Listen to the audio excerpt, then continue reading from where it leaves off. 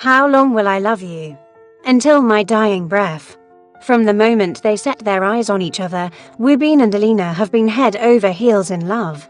Their intense love for each other fills their lives with colors and their bellies with butterflies. But their happiness is cut short when Alina is diagnosed with a life-threatening sickness. A sudden death forces the lovebirds to say goodbye to each other, but Woo-bin soon discovers that everything they were made to believe was a lie. How far would he go to be with the love of his life? Hello, this is Blasian Folktales, where stories thrive and souls connect. Welcome to my page.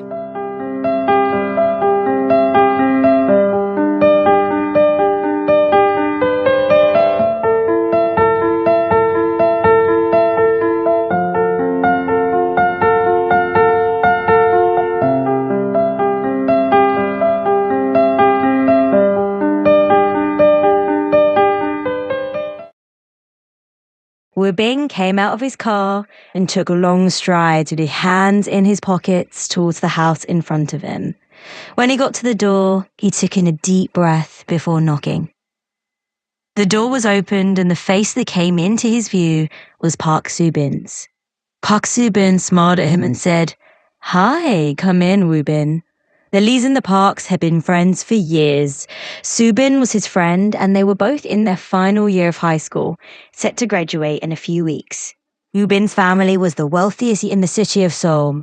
Before he moved to the Gangnam district, he attended the best high school in Itaewon. However, with reasons best known only to him, his dad had him move all the way to Gangnam, just as he was excelling in his previous high school as the best in basketball. When he moved to Gangnam and met Alina, everything changed. All the girls had eyes for him, but he only had eyes for her. She was the most amazing and sweetest person he had ever met. But those were not her only features. One would only have to spend a few minutes with her to realize that she was the kindest beauty in the universe. Her hazel eyes were the most attractive he'd ever seen, and she was 5 feet 9 inches tall, which was just perfect for him. She had midnight black hair, cherry lips, and velvety lashes. He was head over heels in love with her. He had felt that way since the first time he set his eyes on her 6 months ago. It was love at first sight for him, as it was for her. Their relationship was a secret. He hit her off immediately he asked her out and she became his girlfriend. However, they had to keep their relationship a secret because Alina's mom, Park Seo-jun, was quite conservative. She hated strict rules, one of which was that Alina was not allowed to have any boyfriends. But Woo-bin was tired of playing hide and seek and going around in secret. He was there to do the proper thing, the real thing as a man. He was 18 years old now and a few months older than Alina, but they were old enough, so he was there to do things the right way and seek her parents' consent to call her. When Woo-bin opened the door, she hugged him and welcomed him in. He looked around the house and saw Alina at the dining table, about to serve lunch. She had an apron around her body. She looked beautiful and adorable as always. It seemed she felt his presence as she suddenly turned and smiled at him. Her voice rang out, "Welcome, Woo-bin." And he just stood there, staring at her with so much love in his eyes. As usual, Soo-bin smiled and pretended to be happy about everything that was happening. She had loved Woo-bin from the first time her mum took her to Itaewon years ago to see his family. Back then, his mum had just died and her mum went for the burial. He was only 14, but she fell in love with him. Back then, he didn't notice her, especially because at the time, he was grief-stricken. However, his face and everything about him had been engraved in her heart. When he moved to Gangnam 6 months ago, she was more than convinced that he would ask her to be his girlfriend. She was the closest to him and didn't give other girls the chance to come around him. Their families were friends and, oh boy, she took advantage of that. His father was extremely wealthy, but her family was middle class, so she believed they were a match. However, he surprised her by going for Alina. After finding out about his relationship with Alina, she was very upset and felt betrayed.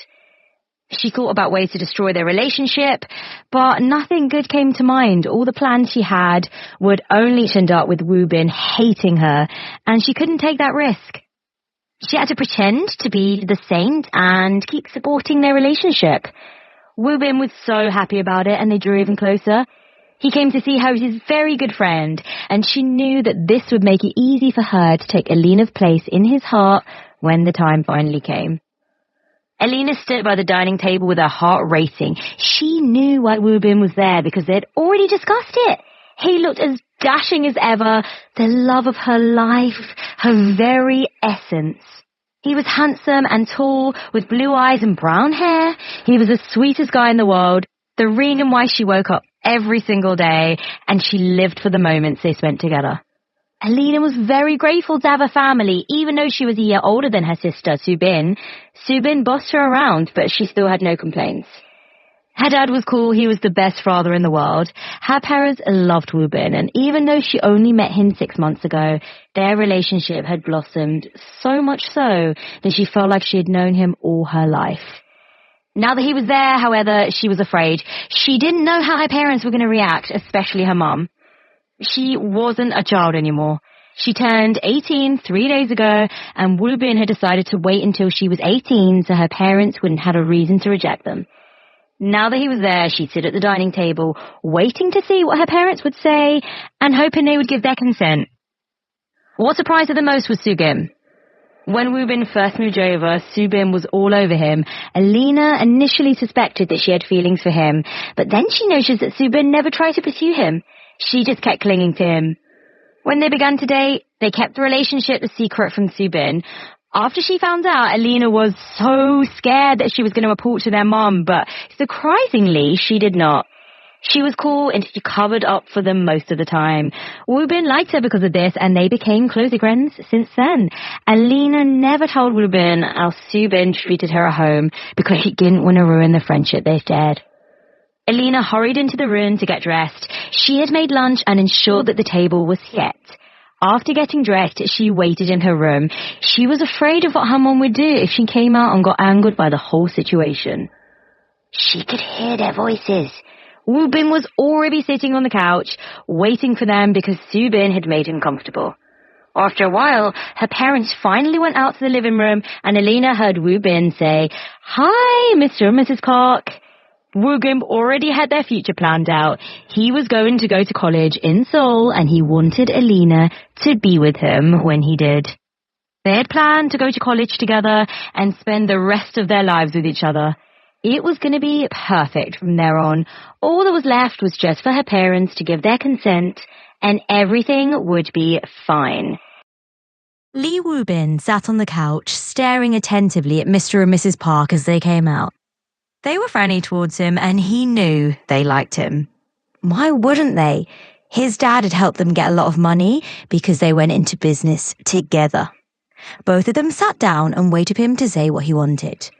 After a while, he got up and said, "Mr. and Mrs. Park, I'm here because I need to ask for your consent to openly court one of your daughters." "Who are we talking about?" Park Jae-hyun asked. "Well, it's Alina," Wu Bin replied. "Alina? That's interesting. I never knew you had an interest in Alina. I would have thought you were more interested in Su Bin since you guys seem to be so close," her dad said. Wu Bin smiled. "Well, Su Bin is sweet and she's my friend, but the one I love is Alina, and Su Bin is already aware." "You're aware of it?" Dae-hyun asked Su Bin. Su Bin nodded. "Yes, I've known for a while." "Okay, that's cool. So you want to openly date Alina, is that what you're saying?" her mum asked. "Yes, that is what I'm saying," Wu Bin replied. "Out of my respect for the two of you, I want to seek your consent." "Okay, that's fine. I'll just have to hear from Alina first," Park Seo-jun said. Wu Bin nodded and waited for Alina to come. Alina, who was in her room, hurried out and said, "Yes, Mum, you called me." Seo-jun explained, "Wu Bin here said he wants you to be his girlfriend, and he's here to seek our consent. This is news to me, so I need to find out if this is fine with you. Are you okay with being his girlfriend?" Alina smiled and nodded. "Yes, Mum, I am very much okay with it." Seo-jun stared at her suspiciously and asked, "For how long have you both been dating?" "For almost 6 months, actually," Alina replied. "What? You mean you had a boyfriend for 6 months and you kept it from your mum?" Alina had a guilty expression on her face as she smiled. "Sorry, Mum. I was just so afraid that you wouldn't be happy about it." "Why not? Come on, if it was someone else I might have a problem, but not Woogan. I know him and I know his family very well. As a matter of fact, if you're going to have a boyfriend, I'm happy for it to be Wubin. Alina seemed surprised by her mum's reaction, but Wubin wasn't. He had told her before that she was worrying too much. When they both gave their consent on the spot, he was very happy. Thank you so much, Mr. and Mrs. Clark, Wubin said. Thank you, Mum, Alina also said. Come on, let's have lunch together, Dahian told everyone. Wubin joined them at the dining table and they ate together. All through the meal, he kept stealing glances at Alina, who seemed to be over the moon. When they were done eating, Wubin thanked them for lunch and told them he wanted to leave. Shall I see you off? Zubin asked. Oh no, do not bother. Actually, want Alina to see me off. There are a few things I want to say to her, Wubin replied. Zubin smiled. Okay, that's cool. Wubin and Alina stepped out of the house, both wearing bright smiles, and made their way towards Wubin's car. Alina exclaimed, That went well? Wubin nodded, his own grin matching hers. Yes, it did. I've always assured you that your parents would not have a problem with me dating you, but you were always so afraid. A sigh escaped Alina's lips. Well, you know, I told you before that my mum is conservative. I'm so surprised. Wubin chuckled softly. Well, I should have known that since it's you, she wouldn't have a problem with it. Yeah, I told you that before, Wubin continued. But all the same, it's still a good thing. I don't know why you'd be afraid of your mum. She's your mum after all. Alina's lips curled into a fond smile. Well, she is, and I don't just want to be the disobedient daughter, so I'd rather do it in secret than in public. Wubin laughed, a warm down that filled the air. That's a smart move. Standing by the car, he gently took Alina's hand in his voice sincere. Thank you so much. Alina's eyes sparkled with happiness as she replied, No, I should be the one thanking you. I am really happy, Wubin. His gaze met hers, full of tenderness. Yes, I know you're happy. I can see it in your eyes. With a soft smile, Alina confessed, I love you so much, Wubin. I love you too, Wubin murmured. Can I see you later? Alina's response was sniffed and eager. Sure, I'll see you whenever you want. Just tell me where. Wubin suggested, What about our favourite spot?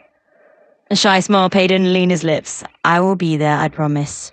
All right, in that case, I'll be waiting for you, Wubin affirmed, leaning in to kiss her before parting. Goodbye, baby, Alina whispered, then turned and hurried back into the house. Wubin stood by his car, his gaze fixed on her until she disappeared inside and the door closed. He then stood to his car and drove away, a sense of elation coursing through him. 3 hours later, Alina slipped into a black ensemble, donning jeans atop and sneakers, anticipation coursing through her veins for her rendezvous with Wubin. Just as she was getting ready, her mother entered the room with a smile, grazing her features. Off for your date, dear, she inquired. Alina nodded. Yes, Mum. That's lovely. Give my regards to Wubin, her mother imparted before turning to leave. Hold on, Mum, Alina interjected. Her mother turned back, inquiring, Yes, what is it? Drawing nearer, Alina confessed. To be honest, Mum, when Wubin talks about seeking your approval to openly court me, I was afraid. I worried you might say no, given how strict you can be at times. So I had my fears. But then you granted us your consent. Thank you, Mum. Yes, you can be firm, but you're perfect. You're the best mother in the world. A warm embrace followed, her mother's voice. That's kind of you to say, dear. Remember, your happiness is my concern. If being with Wubin brings you joy, then of course I'm all for it. He's a good lad and a family friend to boot. Just don't forget what I've told you before. Always uphold good morals. I won't forget, Alina assured. After her mother left, she applied a light touch of makeup and ventured out. Riding her bicycle, she headed to Gangnam High, the shared stomping ground of herself, Subin, and Wubin. Arriving, she scanned the area, ensuring no prying eyes were about. It was serene being a Saturday, yet she knew they weren't supposed to be there. Still, the rooftop was their sanctuary. It was where she and Wubin always found solace, and today was no exception. Ascending to the top, she squatted Wubin with his back to her. As she approached, he perked up at the sound of her footsteps, turned and beamed. They embraced tightly. You're welcome, he greeted. Did I keep you waiting? She inquired. Not at all, you're right on time. Please have a seat, he offered. As she settled, Wubin began to speak. I'm genuinely thrilled today, for this marks the official start of our relationship. We used to be hidden away, but now we don't have to hide anymore. Yes, she concurred. I even informed my mum about our date and she sent her love. I had no idea your mum was so cool, he mused. She's the best mum in the world, Alina affirmed. He sighed and stared at her. You know, I often wonder how I managed before I met you. Yes, I've pondered the same thing. How did I survive before Wubin? I can't quite fathom it. But what I do know is that you're my essence. And no matter what, I'll always want you by my side. That's sweet. he replied. I love it when you say that. I know it shows, and that's why I'll never forget to, she smiled. So I have a question for you, Reuben ventured. Go ahead, she encouraged. What are your plans for prom? He asked. Why, do you plan on taking me? She parried. Isn't that a given? This'll be my first prom. The one before I had no interest, so I skipped it. I spent my time learning martial arts. I'd love to see you in action someday, she admitted. He chuckled. I hope it never comes to that. I just want us to have a peaceful life together. So, back to what I was saying. You're my first girlfriend, you already know that. And you're the first girl I'll be asking to prom. It's nearly 2 months away, or maybe a bit less, I can't recall exactly. But I really want to go this time. And I can't imagine being there without you, by my side. A smile graced her lips. You know, Steuben and me have once gone to prom. My dad was a classmate, and for me, it was a dull affair. Really? You found it dull? Reuben asked. Yeah, Key will hype it up, but for me it was just, I don't know, maybe because I hadn't met you yet. Now it's different. I'm certain this prom will be the best of my life, she confided. Then why not practice? Reuben suggested. Practice? Yes, for the dancing, Reuben reminded her. So you want us to practice dancing? She confirmed. Precisely, he affirmed. But there's no music here, she pointed out. I've got that covered, Reuben said, producing his music player from his bag. Alina couldn't help but laugh. Oh my god, you came prepared? Of course, now get up and let's get ready. With the music filling the air, they moved in harmony to the tune of Ellie Goulding, How Long Will I Love You? As the song concluded, Reuben copped Alina's cheek, gazing into her eyes. How long will I love you? He posed. Until my dying breath, they replied in unison. Then he leaned in, their lips meeting in his tender kiss. Come, have a seat, he urged. You must be tired. No, not at all. How could I be tired when I was dancing with you? She beamed. I have a gift for you, Reuben wriggled, from his pocket emerged an elegant box, inside of which lay a set of diamond earrings and a matching necklace. Oh, this is exquisite. You must have spent a fortune, she marvelled. That's not what matters. These will complement your beauty perfectly. In fact, they hardly do justice, Reuben assured. He placed the necklace around her neck and assisted with the earrings. Alina examined herself on her phone screen, a smile of contentment gracing her features. I look stunning. You always spoil me, Reuben. It's my privilege. If I don't spoil you, who will? You're beautiful, Alina. The most beautiful girl in the world, he professed. Alina laughed. Is that why you love me so much? No, that's not the reason. I can't put it into words. I can't give a single reason. There are so many things about you that just add up. You're beautiful, though. I can't explain it, Alina. The thought of you alone is enough to grind the darkest tray. When I'm on the court playing basketball, just seeing you makes losing an impossibility. You're my inspirations, my world, my everything, Alina. Alina smiled, and her eyes suddenly became misty. No, baby, don't do that. Why the tears? He asked. Alina spoke in a soft voice. I don't know what I am doing right. How is it possible that you love me so much, Reuben? Well, I suppose because you're my Alina, and that's all that matters. Wiping away threatening tears, Alina intertwined her fingers with his, vowing, I love you deeply, Reuben. You're the guiding star in my life, and I promise to hold on to it forever. He smiled warmly. I know, and I promise you too. As long as we have each other, nothing can break us down. Now I have something to show you. You do? Reuben nodded, leading her towards the rooftops descent. He stowed his music player and took her hand, and together they began their descent. As they descended, laughter bubbled up, with the playful Ron exhilarating them both. However, when they reached the ground floor, Alina suddenly froze and Millie took hand. He turned to find her breath rapid, struggling for air. What's wrong? Are you all right? He asked, concern evident in his voice. Her breathing quickened further until she couldn't draw a breath. What's happening? He queried, worry deepening. I don't know. I think I can't breathe properly, she managed to say. Shortness of breath? All right. I'm sorry, maybe I pushed you too hard, especially with these stairs. Let's just a moment to rest, all right? Breathe in and out slowly, Warren advised. Alina followed his instructions, focusing on her breath until it steadied. After a while, she smiled. He apologized. It really frightened me. I'm sorry too. You know what? Let's not make you walk any further. Hop on my back, he told her with a warm smile. Are you sure? Your car is far away, she hesitated, a bit unsure. No, really, get on. It would be an honor to carry you. All right then, she agreed with a small laugh. He bent, offering his back. After waiting a moment, he felt no weight. Instead, he heard a thud. Turning, he was met with the sight of Alina on the ground. Initially, he thought she was jesting. He took her hand, saying, "What are you doing, Alina? This isn't the time for jokes." Yeah, she remained unresponsive.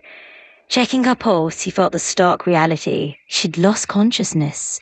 He cried out, "Alina!" As Alina fainted, Wu Bin carried her in his arms and ran out of the school premises.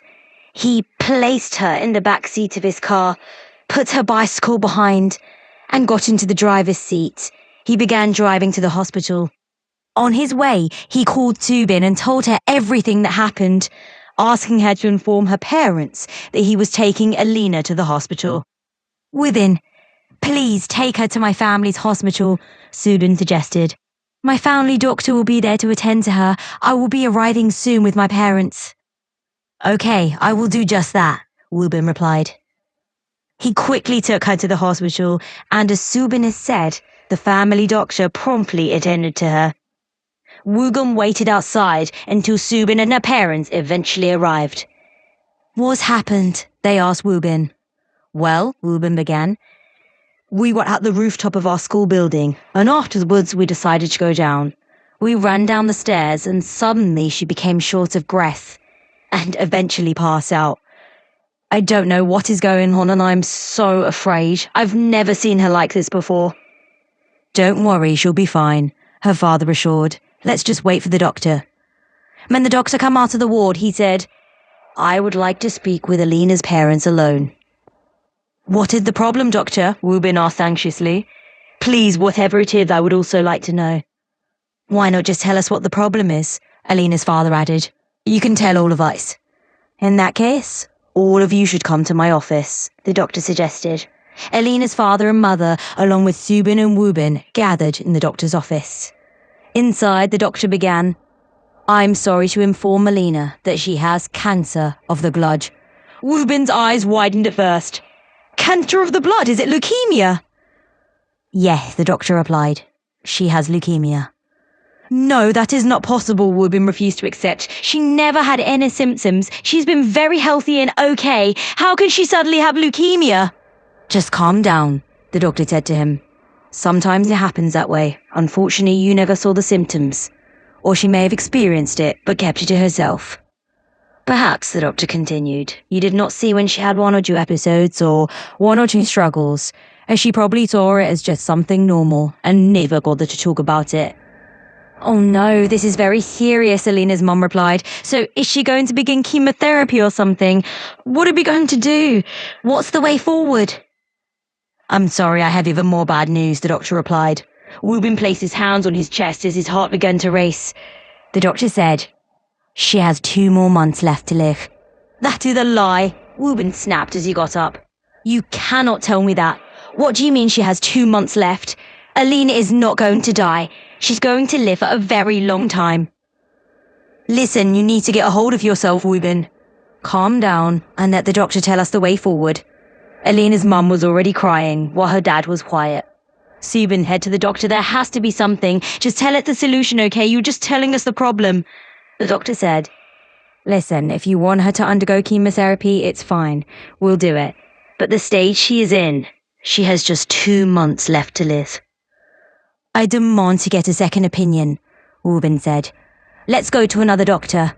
There are much better doctors and much better hospitals. We'll take her to a specialist, no matter what. She will not die. I do not believe you. Alina cannot die." "Calm down," the doctor said. "I understand your frustration, but there is no need to take it out on me. I have arranged for a specialist to come and look into her case, just for you, to feel at ease. However, I need you to prepare your mind. He's going to tell you exactly what I have told you. If he still has doubts, you can take her to a much better hospital and carry out whatever tests you want. The earlier you start preparing your mind, the better. I'm really sorry about this." After the doctor spoke to them, they all got up and left his office. or Wubin ran into Alina's ward to be with her. He sat by her bedside and held her hand. Her eyes were open and she was lying on her back. She turned and stared at him. Wubin, I feel so weak and tired. What is wrong with me? Has the doctor told you what happened? Did she explain why I fainted? Wubin kissed her hands and kept looking at her until he broke down and began to cry. She was surprised. What is the problem? Why are you crying, Wubin? She asked. He refused to say what the problem was. She became even more anxious and struggled to sit upright. Look at me, Wubin, what is it? Wubin lowered his face as he continued to cry. However, Alina held his cheek and lifted his face so he could look at her. Come on, Wubin, tell me what is going on. Why are you crying? I can't bear to see you like this. Please say something. Wubin wanted to tell her what the problem was, but he couldn't bring himself to. In the end, all he could say was, "This cannot be happening. This cannot happen, Alina." She pulled him closer to her and hugged him. Oh, Wubin, I'm so sorry. What happened? What is the problem? Listen, no matter what it is, you can tell me. Please stop crying. She also began to cry. She thought something terrible was going to happen to Wubin. At this moment, her parents and Zubin all came into the room, and she saw that both her mum and Zubin were crying too, while her dad had a sad expression on his face. What is the problem? She asked them. Please, somebody should tell me what is going on. Her mum went to sit by the other side of the bed and stroked her hair. I'm so sorry, darling. The doctor said that you have leukemia. What? Her mum nodded. Yes, you have leukemia, Alina. I am so sorry. Is that why you all look so sad? Come on, I'm not the first person to have leukemia. Listen, Wubin, don't worry. I'll get treatment, okay? No matter what, I will get well for our sake. Don't be sad, I'll get better. People survive leukemia. I have heard of people who survive after going through chemotherapy. You all shouldn't look so sad. Be optimistic. I will get better. Okay, please don't cry, Mom. Zubin, I can't bear to see you all so sad. Sorry, baby, her mum cried.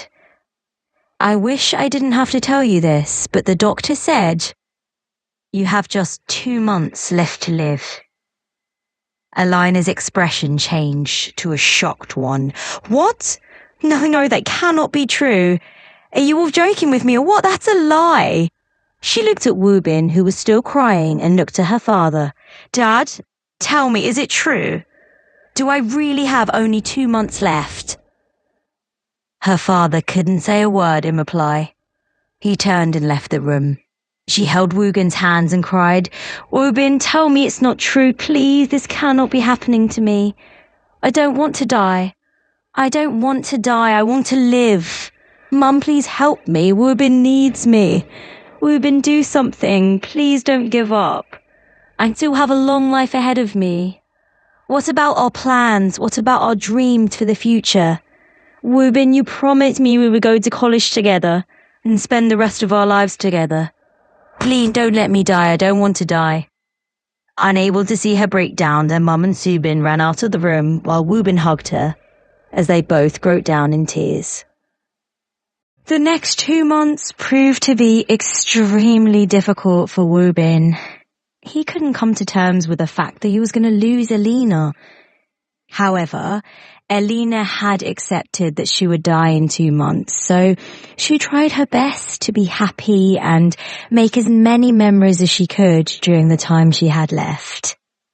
She became weaker by the day, though, and her mum kept suggesting that she undergo chemotherapy. However, she refused, stating that there was no point because a specialist brought in by her dad to look into her case and said the same thing as the first doctor. Moreover, due to how affected Wubin was, his dad had arranged for her to be transferred to one of the best hospitals in Seoul. However, when she got there, she was told the same thing. She had leukemia and was going to die in 2 months. After learning all this, she believed there was no point in spending the remaining time in the hospital trying to get treatment that wouldn't change her condition. Instead, she decided to spend it with her loved ones. Both her dad and Wubin's dad did their best, and everyone around her tried to give her whatever she wanted. As the time approached, she told Wu Bin about her desire to attend the prom with him, despite her situation. It would be her last, but she would try to make it a memorable one. She spent most of her time with Wu Bin and some of it with her mom and Su Bin, who were always crying whenever she was around. With Wu Bin, it was different. Even though he was undappy, he tried not to show it in front of her. They went out on dates, went dancing, swimming, stargazing, cooked together, and did everything else they could. Wu Bin had asked her to make a list of all the things she wanted, but she told him that she just wanted to spend time by his side. So he came up with activities that he was sure would not sap too much of her energy, considering her sickness. August left her feeling tired. As the prom day drew closer, she knew that her death was also close. She'd gotten a calendar, and every day she marked it to remind herself of how many days she had left. When the date eventually arrived, her mum got her a Cinderella gown, which was very beautiful, and Wu Bin wore a suit and came to her house to pick her up. When they went to school for the prom party, Wu Bin couldn't stop staring at her. The news about her imminent death had spread, and many sympathized with her. When they arrived at the party, Alina tried her best to be lively and make everyone feel at ease. She didn't like the fact that they were all feeling pity for her. "You look very beautiful," Wu Bin told her when they stood on the dance floor. "You are the most beautiful girl here, and the most beautiful girl in the world." "Well, you have always told me this, and today's no different. As long as you're saying it, I believe it," she replied. He stared at her diamond necklace and earrings. "You wore them today." She nodded. "Yes, I did, and after today I will never take them off." "Why?" he asked. "They're precious to me. They're from you, so it's only natural that I would want to wear them always. I want to die wearing them, because I want to look like your girlfriend even in my death." "Please don't talk about death anymore," Wu Bin said. "I'm sorry, I did not plan to make this day difficult for you," she replied. "I just have come to terms with the reality, and I hope that when I'm gone, you will try to do the same as well." "Let's just dance," Wu Bin told her. He hugged Alina as they danced slowly to the music. When the party came to an end, they were both crowned prom king and queen. Wu Bin knew that everyone must have voted for Alina as their way of saying goodbye to her. But she seemed very happy, and when she accepted the trophy, she kept smiling in all the pictures that they took. Afterward, she got into his car and he began to drive her back home. But on their way home, he said, "I don't feel like going home tonight. I want to spend the night in your arms." "Will your parents be okay with that?" he asked. "Let me call my mom," she replied. She called her mom and told her about her desire to spend the night with Wu Bin. "It's okay," her mom said, "as long as it makes you happy. See you tomorrow." After saying goodnight to her mom, Wu Bin drove her to his house. When they got into the house, she saw his dad sitting by the hearth. The moment he saw her, he got up and walked up to her. "Alina," he said. She smiled. "Hi, Mr. Lee." He opened his arms and hugged her. "I'm so sorry, Alina. I wish there was something I could do for you and Wu Bin." "It's okay," she replied. "It's fine, Mr. Lee. Even if I die today, I will die fulfilled, because I know I have the love of all the important people in my life. Everyone around me has been very good to me, and they have made this process easier. I have no regrets." "All right, then I'll let you two be together." Wu Bin led her to his bedroom, and as they sat on the bed, they talked about how the prom night went, and went through all the pictures and videos they took. Afterwards, Wu Bin took one of his t-shirts from the wardrobe and said, "Your gown looks uncomfortable. I'm sure you will not be able to sleep in it. Of course, please untie the rope at the back for me." Wu Bin untied the rope and then turned his back so she could take off the gown. After she took off her clothes, she picked up the t-shirt he had left on the bed and quickly put it on. "You can turn now," she said to him. He smiled at her. "I will be in the bathroom, so just wait for me on the bed. When I'm gone, you can use it if you wish to." She nodded. "Oh, all right, I'll be waiting for you." She sat on the bed and waited for him while he went into the bathroom to bathe, but after a while, she got up and took off all her clothes. Afterwards, she opened the bathroom door and went inside, naked, to meet him. Wu Bin stared at her in surprise. "Alina!" She stood in front of him and smiled. "I don't know how much time I have left, Wu Bin. I don't want us to hold back anymore. Make love to me." Wu Bin's heart began to race as he asked, "Are you sure, Alina? I don't want you to feel weak and—" Shh. She placed her finger on his lips, stood on her tiptoes and kissed him. Wu Bin smiled, his eyes gleaming as he held her cheeks and softly kissed her lips. He carried her in his arms out of the bathroom and back to his bedroom. He gently placed her on the bed and looked into her eyes. "You look so perfect," he whispered. "So do you," Alina replied. Her eyes closed and her lips parted as Wu Bin's lips found her breasts, sucking and fondling while she held onto the sheets, moaning and panting for breath as a wave of pleasure consumed her. When he entered her, his thrust to her genital and their fingers intertwined as he repeatedly professed, "I love you more than life itself, Alina." Once the passion was spent, Wu Bin and Alina showered together before returning to the bed. Like Alina, Wu Bin also had a calendar on his phone and kept looking at the gate. The time they were given had already elapsed. It had been more than 2 months already, a few days past 2 months. He was wishing for a miracle, hoping that somehow she would make it or become miraculously healed. He didn't want to sleep, although she had fallen asleep. He intertwined his fingers with her own and watched as her chest rose and fell with each breath she took. He kept staring at her and did not realize when he closed his eyes and fell asleep. When Wu Bin opened his eyes in the morning, he noticed she was still lying in the same position as last night. He tried to wake her up, but she wouldn't budge. He quickly checked her pulse and realized that she was dead. And his dad ran into the room. Seeing that she was dead, his dad picked up the phone and called her parents, who also came into the room. Wu Bin kept holding her hands and crying, begging her to come back to him, even though he knew it wasn't possible. She was taken away, and her burial was scheduled to take place in 2 days. Wu Bin could not bring himself to eat or stop crying. He kept staring at her pictures and reminiscing their moments together. On the day of the burial, Wu Bin joined the family as they took her coffin to the cemetery where they intended to bury her. He kept staring at the coffin from a distance, unable to go closer. As he listened to the priest say so many words, he found himself again remembering their moments together. He recalled all the plan they had and all the promises they made, and tears kept falling from his eyes. His hands and lips began to quiver. He couldn't bear it anymore and fell to the ground, losing consciousness. He was rushed to the hospital where the doctors took care of him until he eventually came to.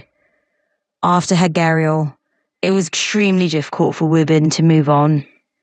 He would spend his time sitting alone in his room, thinking. During that period, his dad tried his best to care for him, always cooking for him and making sure he ate his meals. Su Bin was also very supportive. She came every single day, as they were all aware of how much Alina meant to him. Eventually, Wu Bin began to speak.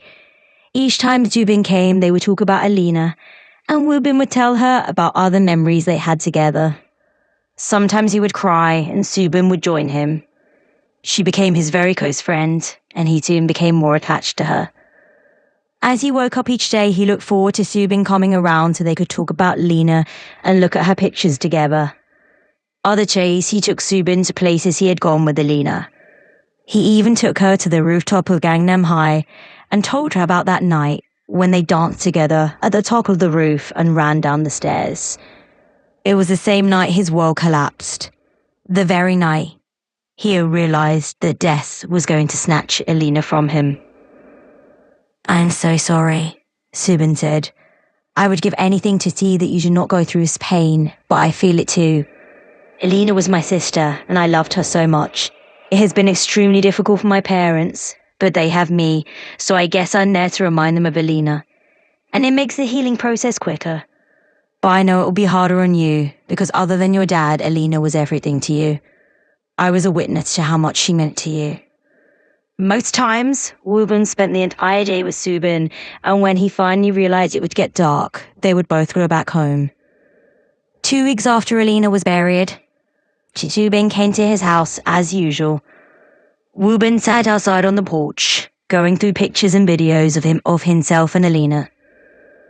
When Subin came, they spoke briefly, but afterwards he said he wanted to be alone. He felt like reminiscing, but without anyone else. He wanted to imagine being alone with Alina. Subin got up and said, "In that case, I'll give you all the privacy you need. Just call me if you feel like talking." As she began to walk away, his phone rang. He looked at the screen. It was a foreign number, and it wasn't familiar. He answered it anyway, and the first thing he heard was a familiar voice. Alina's voice. "My essence," she said. His eyes widened in surprise. He stared at Subin, who was walking toward her car, and asked, "Is this a joke? Who is this? What are you trying to do?" "How long will I love you?" she asked. "Until my dying breath," the both replied. He instantly got up and exclaimed, "Alina!" Disconnected, and Wubin stared at his screen in surprise. He tried to call the number again, but he was told that the number did not exist. He kept trying again and again, but still the number wouldn't go through. He began to move up and down the porch, thinking about everything that happened between him and Alina up until she died. What is going on? Am I imagining things? He asked himself. He stood outside for a while and finally went inside. His father looked at the expression on his face and asked, "What is it, Wubin? Are you okay?" He said, "Dad, I have this feeling that Alina is still alive." His father sighed. "No, don't do this to yourself, Wubin. Weren't you there on the day she was buried? This is just your imagination, playing tricks on you and making it difficult for you to move on. You need to forget about her, okay? I'm not saying you should not think about her sometimes, but come on, you've been mourning and crying. Life goes on, and as much as you feel very sad over the demise of Alina, life has to move on." Wubin nodded and said, "Okay, thank you, Dad." He went into his room and sat on his bed, thinking about the call and the words Alina's voice had said. Only Alina could say those words to him. So who could it be? His eyes lit up as he suddenly realized something. His phone was set to record all his calls.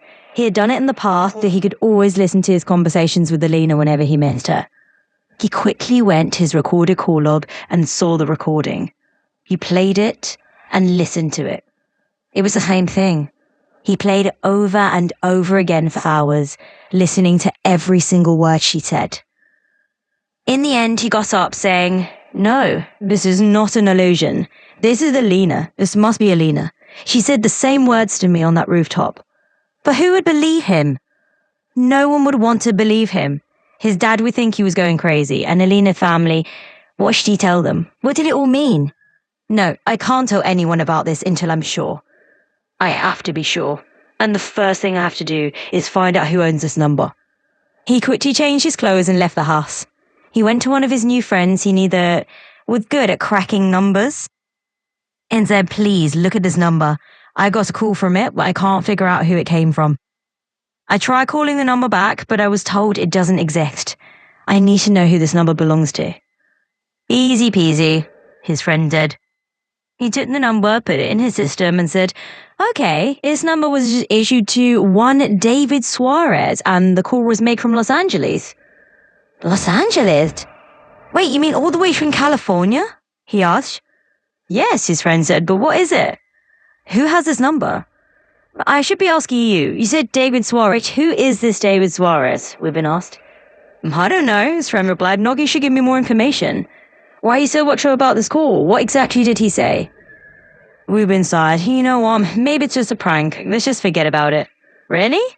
"Yeah, it must be a prank call. I should hurry back home. I'm feeling very hungry. I need to have lunch." "All right, see you around," his friend said. As he left and drove back home, Wubin began to think about the burial. On the day Alina was buried, he had been there, but he had lost consciousness. He knew that the coffin was usually opened for family members to see before it was put into the ground, but because he had fainted, he never got the chance to do that. But his dad must have seen it. Yes, he could ask his father. He hurried into the house and said, "Dad, I need to ask you something." Okay, go on, his dad said. On the day Alina was buried. Oh no, not this again, his father said, interrupting him. Calm down, Dad, I need to find out something. I just want to know, was the coffin opened for everyone to see before it was put into the ground? You mean Alina's coffin? Yes, you know I passed out and I was rushed to the hospital, but you did return to the cemetery even though I couldn't? Yes, the coffin was opened, but I think there were about 3 of us, so just me, Steuben, and Alina's mom. Her dad was attending to I think he was speaking to the priest. I can't really recall, but it was just 3 of us. Actually, and you saw her body? Ruben asked. Yes, it was Alina. Why all these questions? Nothing, Chad. I just feel like I missed my chance to say goodbye to her, Ruben replied. Just move on, okay? I know this is not easy for you, but forget about the past. After speaking to his father, Ruben stood outside the house. He was confused. If his father was sure that Alina was buried, then who called him? His eyes lit up as another idea came to his mind. There's only one way. I need to see that grave, he thought. He went to the cemetery and called one of the men who was responsible for digging. I need you to dig up a coffin for me. What? Someone died, my girlfriend, and I didn't get a chance to see her face before she was buried because I fainted. It is very important for me to see her body, Ruben told the man. What you're asking for is a big deal. Unless her family gives their consent. Ruben shook his head. No, I cannot do that. If I am caught, I might be sent to prison. There are usually security men around this cemetery. The man insisted. Just name your price, okay? All right, let's do it this way. I'll give you $10,000, Ruben said, and the guy's eyes widened in surprise. 10,000? Yes, Emil, with the 10,000 you can even settle some of the security men. I'm not doing anything, I just want to see her face. I don't want her family to start going through the trauma and the pain again, so I can't tell them. Do you understand what I mean? Ruben asked desperately. Okay, alright. We can't do it during the day, though. It has to be at night. The man finally agreed. What time shall I come back then? Ruben asked. You can come back by 11. I'll dig up the grave around that time, and you can see what you want to see. Come with a flashlight too, 'cause we'll make sure everywhere is dark. The man replied. All right, thank you very much, Ruben said. He gave him $5,000 and added, this is the initial payment. I'll complete it once I see what I want. After giving the money, Ruben went back home. He sat on his bed looking at the clock and waiting for the time. He was very anxious. A part of him was afraid. If it turned out that Alina was dead, he would have to go back to being heartbroken and try his best to move on. But if she was alive, it was a whole different story. How can that be possible, though? Her mum was there and her sister was there too. Why would they lie about that? Thinking it not add up. He kept looking at the time and waiting until it was a few minutes to 11. He got up, took a flashlight and left the house. But his father was in the living room at every point and saw him. Where are you going to? His father asked. Sorry, Dad, I forgot to tell you I was invited to an all-night party. You've been saying I should move on. I just want to party with my friends is all. Do you understand? His father said, normally I wouldn't agree to this, but as long as it helps you move on, you have my consent. Go have your party and come back first thing in the morning. Okay, I'll do just that, he replied. After speaking to his dad, he hurried out of the house and went to the cemetery. When he got, he saw the security men and the guy he had paid. They were all waiting for him. He stood by the grave and watched as the man began to dig. While the man kept digging, Ruben kept looking at the grave, and his mind went back to his final moment with Alina, that morning when he had woken up and realised that she was no longer breathing. As he recalled it, his eyes became misty and tears began to fall out of his eyes. He turned and got to there to look, but the man kept digging till he finally shut the coffin. I think we've gotten to the coffin now, he said. I'll be opening it, so get ready so you can see what you want to see. I need to close it afterwards. Ruben turned and said, hold on. Please let me collect my emotions. His heart was in pain, and beads of sweat formed on his forehead. After a while, he collected his emotions and said, fine, you can go ahead and open it. Something is strange, the man who tries to open the coffin said to him. What do you mean? Ruben asked. It's been more than a week, hasn't it? Yeah, more than 2 weeks, Ruben replied. It should be a weird smell, but none is coming from the grave, the man told him. Ruben thought about it for a moment and urged, okay, just go ahead and open it, let me see. The man opened the coffin, but almost immediately, Ruben turned off his flashlight. Why did you turn off the light? The man asked. I don't know. I'm really afraid of what I'm going to see, Ruben admitted. The man sighed. Please, we don't have enough time. We need to get this over with, okay? All right, Reuben turned on his flashlight but closed his eyes. The man took the flashlight from him, rubbed the body in the coffin, and pulled out a chain from its neck. "Yeah, this is a very beautiful diamond," he said. When he heard the word diamond, Reuben's eyes opened, and he quickly took the necklace from the man. As he did it, tears fell from his eyes once again, and he held the necklace tightly. "I had given her this. This was a gift from me to her. Alina is really gone. I think you should see this." The man stepped him out of his grief. "See what?" Reuben turned his attention to the body, and his eyes widened in surprise. "This is a mannequin," the man said. "Whoever you are looking for isn't here. My guess is your girlfriend is alive, but someone wants you to believe that she's dead." Reuben could not believe his eyes. He moved closer and touched the mannequin. Yes, the hair looked exactly like Alina's, and he could see Alina's dress too. But it was a lifeless object. He held the toy and shook it. "What?" He recalled when his dad told him that Alina's coffin was opened and he zoomed in and Alina's mum had seen her body before it was lowered into the ground. Could his dad have lied to him? His father had confidently told him that he saw her face before she was buried. He went out of the grave and took in confusion as he felt the rod around him spinning. He stared at the diamond necklace in his hand and asked, "Hi, Alina, where are you?" Thanks for watching. Please subscribe to the channel, like, share and comment below.